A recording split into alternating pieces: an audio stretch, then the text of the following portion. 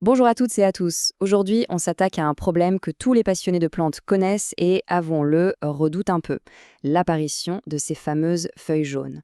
Mais attention, pas de panique, il y a plein de solutions et on va justement les explorer ensemble. Allez, on plonge dans le vif du sujet avec cette phrase. Elle vient tout droit de notre source du jour et elle capture parfaitement ce sentiment. Voir ces plantes d'intérieur et avoir ce petit pincement au cœur. Ce n'est pas juste une feuille qui change de couleur, non, c'est un vrai signal qui nous inquiète un peu. Voici notre programme. D'abord, on va essayer de comprendre pourquoi ça arrive. Ensuite, on verra comment poser le bon diagnostic, puis on explorera les remèdes, du plus naturel au plus direct, et on terminera sur un point essentiel, la bonne façon d'appliquer tout ça. Bon, commençons par le commencement. Une feuille qui jaunit, ce n'est pas un échec, hein. Il faut plutôt le voir comme un message, un appel à l'aide que la plante nous envoie pour communiquer un besoin. Et dans la plupart des cas, ce message, il concerne la nourriture. En gros, la plante a faim. Le plus souvent, il lui manque de l'azote, c'est un peu sa dose de protéines, ou alors du fer. La bonne nouvelle, c'est que c'est un problème qui se règle assez facilement. Ok, maintenant qu'on connaît les suspects, il faut trouver le vrai coupable. C'est l'étape du diagnostic. Et franchement, c'est plus simple que ça en a l'air. Il suffit d'observer les indices que la plante nous donne. Regardez, c'est assez simple en fait. Si toute la plante jaunit de façon uniforme, on peut tout de suite penser à un manque d'azote. Par contre, si les nervures des feuilles restent bien vertes, mais que tout l'espace entre elles jaunit, là, l'indice pointe clairement vers une carence en fer. Et si la croissance a l'air au point mort, que la plante est un peu chétive, il est sans doute temps de s'intéresser à la qualité du sol en général. Passons maintenant aux remèdes. On va commencer par ce qu'on peut trouver chez soi. Pas la peine de courir en magasin tout de suite, la solution est peut-être déjà dans la cuisine. Ah, le marc de café, c'est le grand classique. Il est super riche en azote, donc parfait pour nos plantes qui jaunissent. Le point le plus important, c'est de bien le faire sécher avant de l'utiliser, sinon gare aux moisissures. Après, c'est un jeu d'enfant, 2 cuillères dans l'arrosoir, une fois par mois, et voilà. Et le marc de café n'est pas tout seul, loin de là. Le purin d'ortie, c'est hyper efficace. Le compost maison, c'est l'or noir du jardinier. Ça améliore absolument tout. Et pour des apports plus spécifiques, on a les coquilles d'œufs pour le calcium ou un peu de cendre de bois pour le potassium. Ce sont d'excellents compléments.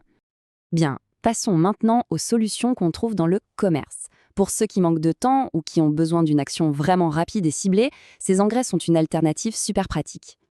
Chaque type a son point fort. L'engrais liquide, c'est le coup de fouet immédiat.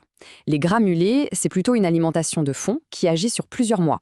Le fer chélaté, c'est carrément le traitement de choc pour corriger spécifiquement ce problème de carence en fer. Et puis les formules bio, elles, allient efficacité et respect de la vie du sol. Alors, comment on choisit? En fait, il y a deux philosophies. D'un côté, les solutions naturelles qui vont vraiment construire la fertilité du sol sur le long terme.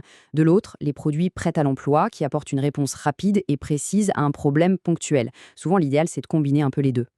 On arrive à un point absolument crucial, parce que même le meilleur produit du monde, s'il est mal utilisé, peut être inefficace ou pire, dangereux pour la plante. Le succès, ça ne dépend pas que du choix de l'engrais, mais surtout, de la méthode. Il y a 3 règles d'or à bien retenir. 1. On arrose toujours à l'eau claire avant, pour préparer les racines et éviter de les brûler. 2. On nourrit la plante quand elle en a vraiment besoin, c'est-à-dire pendant sa période de croissance, de mars à septembre en général. Et 3. On respecte les doses indiquées. Vraiment, il vaut toujours mieux en mettre un peu moins que trop. Et les résultats, ils arrivent quand? Bon, il faut être un peu patient. Les engrais liquides, ça agit vite. On peut voir une différence en 2 ou 3 semaines. Pour les solutions naturelles, c'est un peu plus lent. Ça construit la santé de la plante. Donc il faut compter au moins un mois.